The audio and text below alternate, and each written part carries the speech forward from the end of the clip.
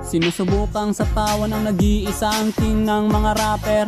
Kaso lahat ay bumagsak, palpak, wasak, trippings, no counter. May ibang sumasabay pero talagang mahirap matalo. Dami ng sumasakay pero ako lang ang nakaupo sa trono.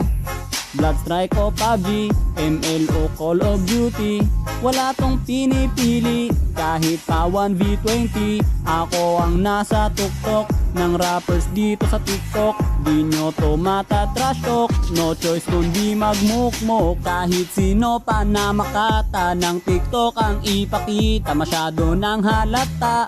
Lahat yan malalata, wala nang dapat pang masabi. Hinahamon ko si El Mighty, anong masasabi mo boy? Rap battle tayo, unggoy.